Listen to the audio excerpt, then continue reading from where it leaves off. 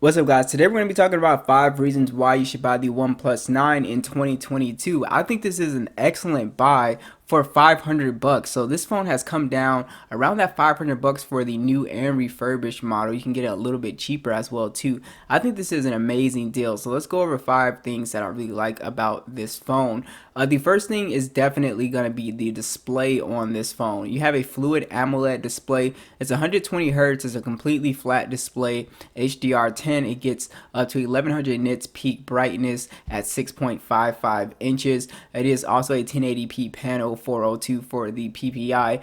This display was just a really nice display, very nice screen to body ratio, great colors. Also, the 120 hertz was just silky smooth on this phone, and I actually think the 6.5 inches is pretty a good screen size, especially for someone with smaller hands. Yes, it can be a little bit big, but I feel like it's not too big as well. So I really do like the screen on here, and you also have the punch hole on the left hand side. So the screen is just really awesome, and it's just a really nice phone to hold with the glass back. And then this phone does have a plastic frame, but it still feels super premium as well. And the T-Mobile version, I believe, has the IP68 dust and water resistant, official rating on it. So overall, I just love the display and just the build quality of this phone. I think it's actually a nice looking phone, especially that purple color. Next is going to be the gaming performance on this phone. This phone actually has Android 11 out of the box, and you get the Android 12 update with Oxygen OS 12.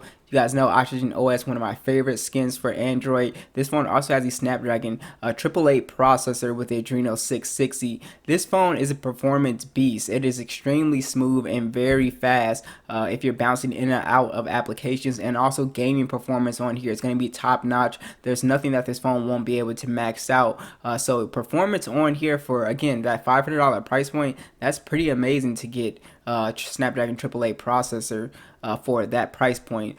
This phone does not have any SD card support, and you also have 128 gigs of internal storage on the base model and 8 gigs of RAM. So this phone does a really good job with multitasking as well too. Now next would definitely be the cameras on this phone. Now that the price has come down on this phone, I think the cameras are absolutely phenomenal on this phone. I thought they were great when they first came out. I just think that, like others, OnePlus kind of hyped it up with the Hasselblad collaboration, but nonetheless, these are some excellent cameras. A 48 megapixel standard, a 50 megapixel ultra wide. I still think it takes some of the best and most detailed ultra wide shots in any phone that I've tried. And then you have a 2 megapixel monochrome lens on here as well. And then you have the 8K video at 30 frames with a 16 megapixel selfie that shoots in 1080p 30.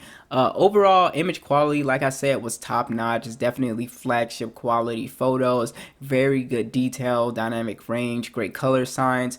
You also have very good ultra wide shots as well. Again, I think that was the most impressive thing about the camera. Video is pretty solid on here as well too. So I think overall, just for a phone that costs 500 bucks, I definitely think this does an excellent job. Now next would be the features with this phone. So this phone has a lot of the bells and whistles, like again the IP68 dust and water resistant, stereo speakers which sound very crisp and clear. That was also another nice highlight with this phone. Good bass quality, good mids and highs. Also have NFC, and I think OnePlus has always made very fast under the display fingerprint sensor, so these are just super blazing fast. I did not have an issue with that. A lot of people complain about the positioning of it, but once you get used to it, it's really not that bad.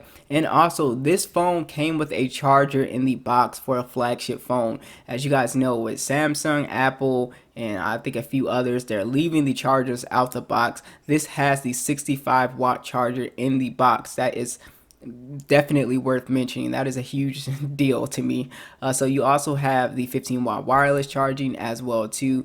And yeah, I just really like this phone, mostly because you get the charger in the box. All right, lastly is going to be battery life. So this does have a 4,500 milliamp battery, and I thought battery life is pretty solid on this phone. I really was surprised since it has a 4,500 milliamp battery. I wasn't expecting to get that good of battery life, but I am a light user, but still. The battery experience is just awesome on this phone. I think that really ties into the 65 watts because it feels like, as soon as you plug it in, I think this goes from a 1 to 100% in 30 minutes, or I think less than 30 minutes, actually technically 29 minutes. That's absolutely crazy. So the battery experience, especially since you get that charger in the box, is really nice. So you can easily get all day screen on time with this phone, and also when you get low, it just charges super fast. So that's absolutely crazy. So I think that's definitely worth mentioning. So what do you guys think about the OnePlus 9 at this price point? Be sure to let me know, and I'll catch you guys in the next one.